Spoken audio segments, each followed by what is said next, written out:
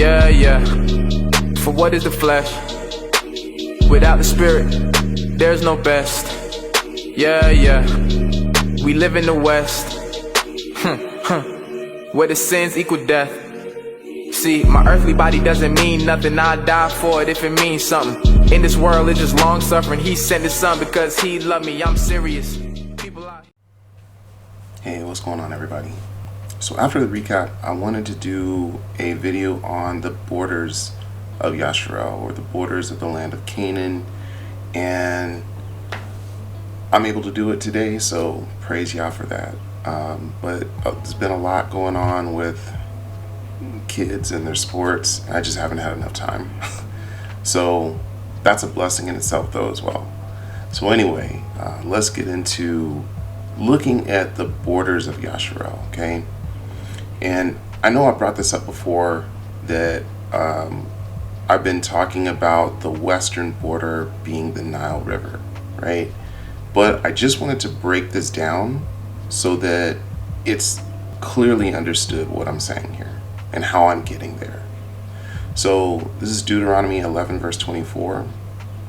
So it says, every place on which the sole of your foot treads shall be yours, from the wilderness in Lebanon, from the river Euphrates, even to the western sea shall be your territory.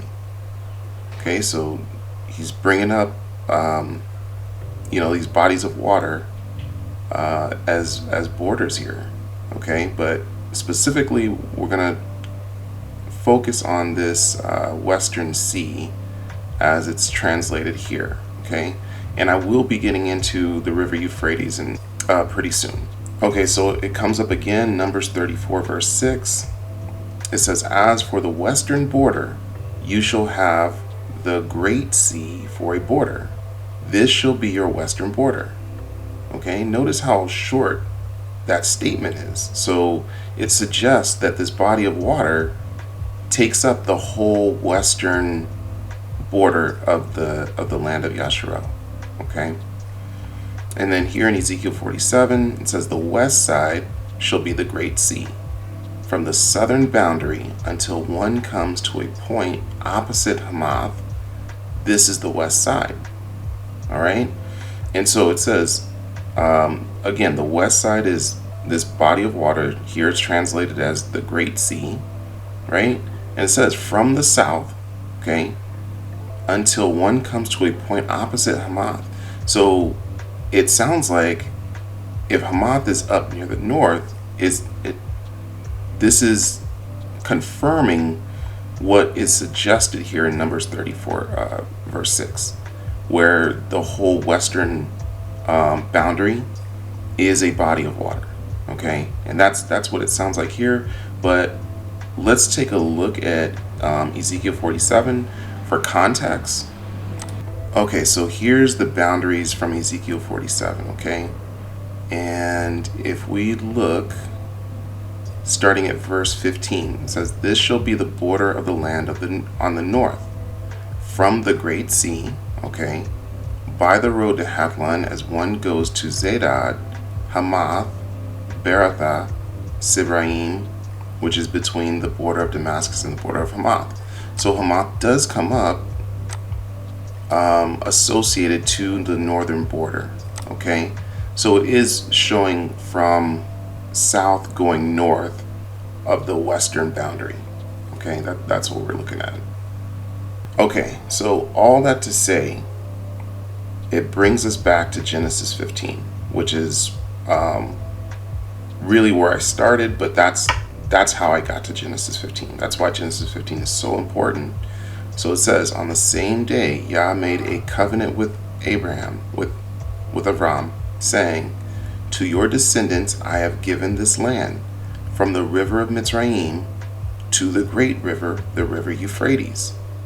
Okay, and then it gives the peoples that live within these boundaries. So the river of Mitzrayim, again, I don't know how to interpret this as anything else but the Nile River. That's what makes sense to me. Okay, so the Nile River is clearly a boundary Okay?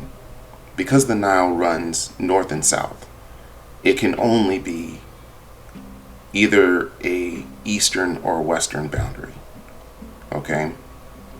And we already have looked in, when we went over the borders of Shem, we know this represents all the way down here. This represents the Nile. And we know that that is the westernmost boundary of Shem's territory. So that in itself tells us that it must be the western border. Okay? What I mean by that is, if we're to say, maybe the Nile is the eastern border of the land of Yasharel, that puts the land of Yasharel now into the land of Ham. Okay, so we know that the land of Yasharel is not going to be west of the Nile. In Genesis 15, it really brings together what it says here in Deuteronomy 11, where it says the western sea, whatever that means. In Numbers 34, it says the Great Sea. In Ezekiel 47, it also says the Great Sea here. Okay, so Genesis 15 is where we really understand what that body of water is that they're mentioning in these other three passages. Okay, and what's also interesting, I thought, was if you go to Deuteronomy 11, so this is Deuteronomy 11:24, right? And it says, every place on which the sole of your foot tread shall be yours, from the wilderness in Lebanon, from the river Euphrates, even to the western sea. So it has a little footnote mark. So if you click on this, it'll tell you the Mediterranean. I just thought that was interesting. So just be careful when you click on these footnotes. That's just not what does the scripture say? You know what I mean? And if this is the Mediterranean, then how does the Nile come into this? What border is the Nile River then? So anyway, I thought that setting it up this way would be a little bit easier. So that way, honestly, I'm not even really sure the maps that we're using currently can be trusted, right? Because we haven't actually seen the Earth. But I'm assuming that they're somewhat accurate, at least, regarding the continents, just the basic continents. So with that said, I also wanted to get into the eastern borders, okay? So going back to Numbers 34 again, 10 through 12 this time instead of verse 6, 10 through 12 goes over the eastern border. So it says, you shall mark out your eastern border from Hazar Enan to Shepham. The border shall go down from Shepham to Riblah on the east side of Ain. The border shall go down and reach to the eastern side of the Sea of Kinnereth. The border shall go down along the Jordan, and it shall end at the Salt Sea. And we'll cross-reference this with Ezekiel 47. So in Ezekiel 47 verse 18 says, on the east side you shall mark out the border from between Haran and Damascus, and between Gilead and the land of Yasharel, along the Jordan and along the eastern side of the sea. This is the east side. Okay, so here we do have another body of water, but we can clearly see when we cross-reference from Numbers 34, he's talking about this Sea of Kinnereth. Okay, here's my point with the eastern boundary. Okay, it is not the river Euphrates. Okay, we see this, right? The river Euphrates did not come up regarding the eastern boundary. This is important because that's what they show us, right? Let's check out a map. Okay, this is supposed to be the river Euphrates. Okay? And the river Euphrates does not come up regarding the eastern border of the land of Yasharel. So that led me to the question, where is the river Euphrates? I don't know. I don't know. But if we're following scripture, okay, and we're looking at it as the Nile is the western boundary, then that puts the river Euphrates somewhere in East Africa. Okay, that's what makes sense to me. That would also make sense to, you know, what we saw earlier regarding the four rivers coming out of, I think it was the garden. Okay, so they come to a head, I believe, and they split apart into four rivers. And one of the rivers, it said that it goes through the whole land of Cush. Okay, I think that was the river Gihon. So that also made sense when the angel in Jubilees was, you know, we were tracking out what he was saying, because it sounded like the river Gihon was a part of the Nile also. Okay, so again, that would make sense. Another one of those of the four rivers is the river Euphrates. So if the Nile or portion of the Nile is the river Gihon, it would make sense that the river Euphrates is also somewhere in Africa. I just don't know where it is. So anyway, I'm open again to interpretation. If anybody has any good information regarding the Euphrates, I am all ears.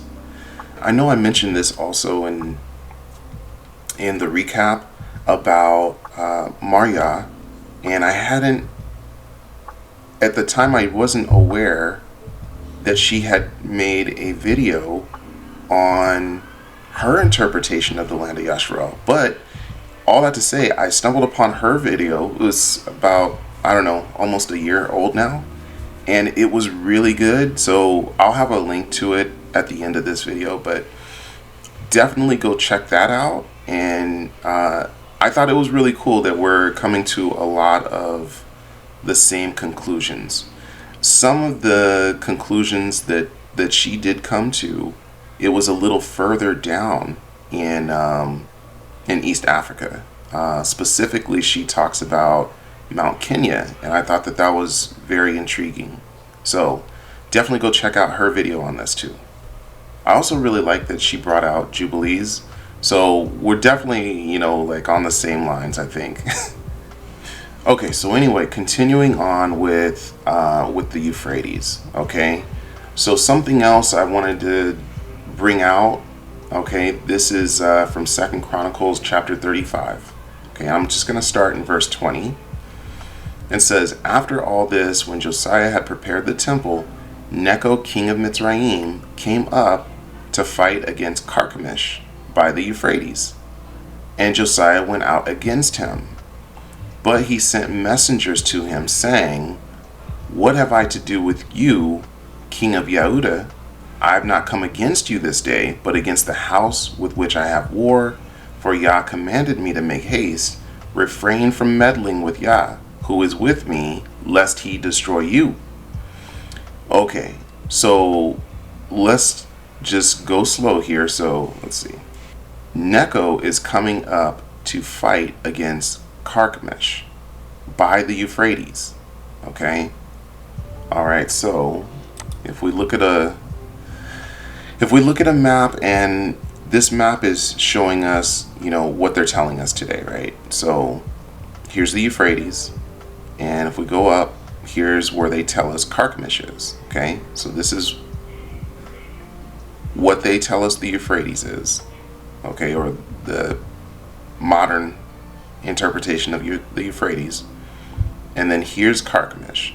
So this is already interesting to me, because it's like, why is the king of Mitzrayim having issues with people way up here outside of his kingdom? You know what I mean? But let's continue with that. Okay, so this is what they're drawing so far according to this map. Nevertheless, Josiah would not turn his face from him, but disguised himself so that he might fight with him, and did not heed the words of Necho from the mouth of Yah.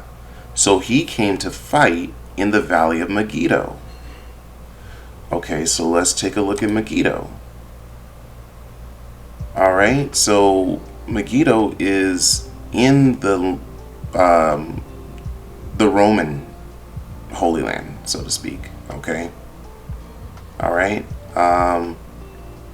So the king of Mitzrayim traveled all the way up here, and then had issues with the king of YAHUAH. So then they met at Megiddo. Like that,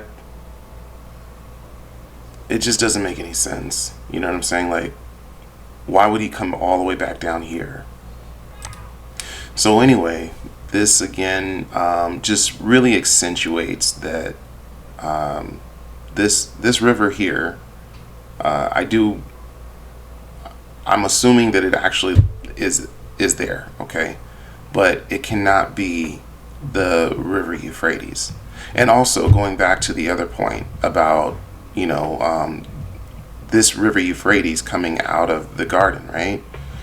We know that the river Gihon, it specifically, actually I guess I'll bring that up too, but it specifically mentions, okay, so in Genesis 2 it specifically mentions this. Let me get down to where the rivers are. Okay, so I'll just start in verse 8.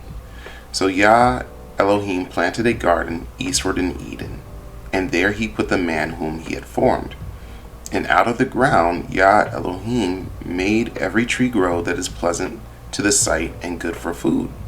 The tree of life was also in the midst of the garden, and the tree of the knowledge of good and evil.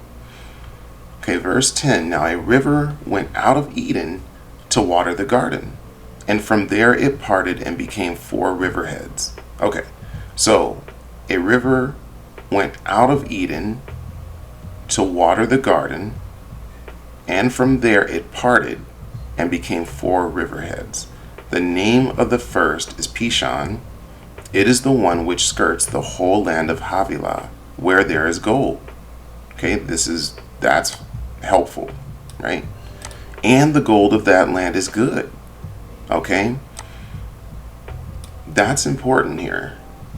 If we take a look at this map, you can see that there's gold, in these areas. Okay, even over here in Djibouti. So, all right, and the gold of that land is good. Okay, bdellium and the onyx stone are there. And I would definitely recommend looking up bdellium and the onyx stone, okay, specifically in East Africa.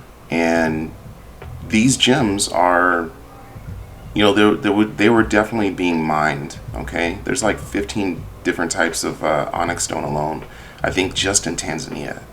Okay, the name of the second river is Gihon. It is the one which goes around the whole land of Cush. Okay, so this definitely puts this river in Africa. How could the other rivers not also be in Africa then? If that makes sense. So anyway, all that to say though, that is consistent with what we're seeing in scripture about where the land of Yasharel is. Okay, the name of the third river is Hiddekel. It is the one which goes toward the east of Assyria, Ashur. The fourth river is the Euphrates.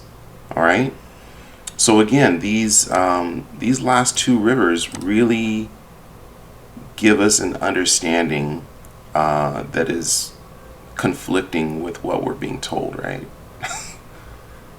Quite considerably, I guess, with this one specifically. Okay, so the last thing I wanted to look into is Ezekiel's temple. All right, and this temple is problematic for so many different doctrines, specifically religious doctrines. Okay, but I'm just going to start, from the beginning, and we're just going to go there, and we'll take it one piece at a time. Okay, so this is Ezekiel chapter 40, verse 1. In the 25th year of our captivity, at the beginning of the year, on the 10th day of the month, in the 14th year, after the city was captured, on the very same day the hand of Yah was upon me, and he took me there. In the visions of Yah, he took me into the land of Yasharel and set me on a very high mountain. So I'm going to stop there because that statement is already problematic. It's problematic in the sense of it's already conflicting what we're being told. Okay, so the Most High took him into the land of Yasharel, and he was set on a very high mountain. Okay, now I went over the elevation of the area where we're told is the Holy Land. Okay, it's not very high, all right? But of that land, the highest is Mount Hermon, okay, or what is known as Mount Hermon today. So it's 9,000, just over 9,000 feet. So that's a pretty high mountain, for sure. Okay, so let's keep going at this point, okay? Based off of what they're telling us, that would make the most sense, okay, if he was on Mount Hermon. But that also is problematic because it would seem that he would be talking about somewhere near Jerusalem. Okay, so that's pretty far, right? But let's go with this and see how it goes, okay? Okay, so he set me on a very high mountain. On it toward the south was something like the structure of a city. So there's a city on the mountain, okay? And I just want to go over this fairly quickly, okay? But if we look at the measurements of Ezekiel's temple, all right? And notice, here's Solomon's temple, okay? The court of the tabernacle, all right? And then this is what they're telling us Herod's temple is. Okay, here's a football field for comparison. This temple is huge. It would not fit on the Roman Jerusalem Mount. Okay, physically, it just would not fit. Okay, even if the mount was a very high mountain, which it is not. Okay, so by the way, Ezekiel's temple goes. Ezekiel goes into the measurements of the temple and all these different aspects regarding the temple from chapter 40 through 48. So I would highly recommend reading, those chapters.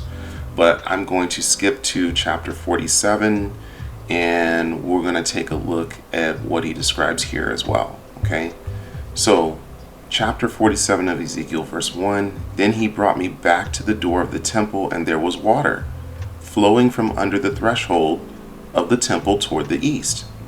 For the front of the temple faced east.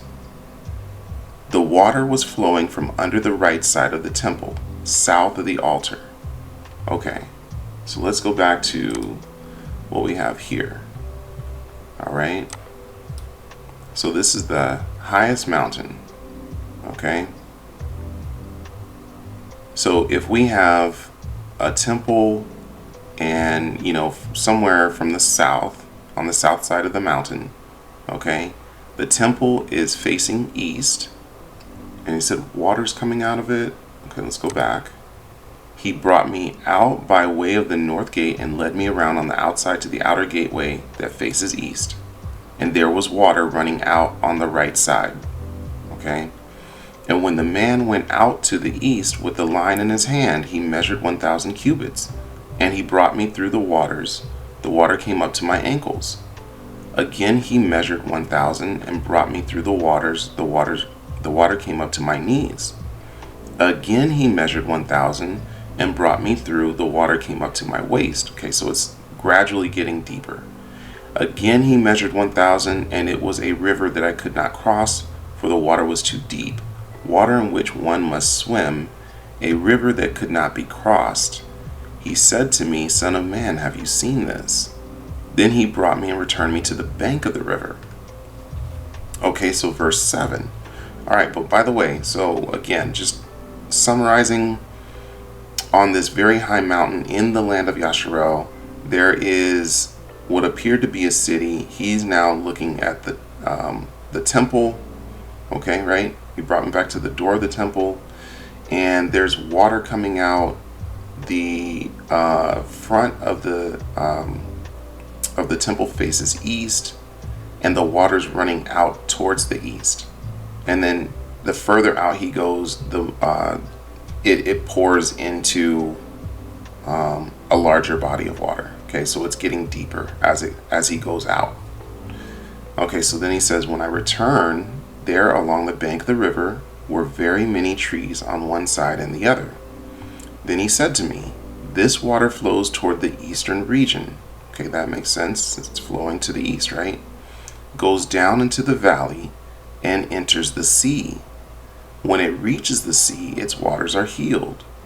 Okay, so it's this is living water coming out of this temple, and it's healing things, specifically another large body of water that it pours into. Okay, so if we go back to our map, if it was on this mountain range, okay, this river coming out of the temple that's facing east would have to go all the way over to the Persian Gulf to pour out into a larger body. Unless you're going to say that it's pouring out into one of these smaller bodies of water.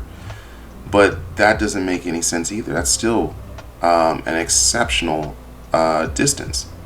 And remember that he measured the distance before it got to the larger body of water. So that's way more than 4,000 cubits. So another argument that I heard was, I thought that this argument at least made more sense, because they were saying that, that temple has to be on the mount where Jerusalem is, not necessarily Roman Jerusalem, but they at least put it here. And then, he was showing that the river would pour out into the Dead Sea. Okay, so I thought that made more sense. But Jerusalem is not on a very high mountain. In comparison, if we look at East Africa, so here's the Ethiopian highlands. Okay, actually, let me get my other map so that we can see the highlands. Okay, so here we see the highlands here, right? There is definitely water to pour out into to the east. Okay, there's even a valley where, the river coming out of a temple would pour into, right? Even if we come down here, in this mountain range, there's also, plenty of a large body of water that the temple could pour out of, the temple that's facing east. These are high mountains, okay? So anyway, all that to say that, again, consistently, it makes more sense that the land that is being talked about, regarding the land of Yasharel, is somewhere in East Africa.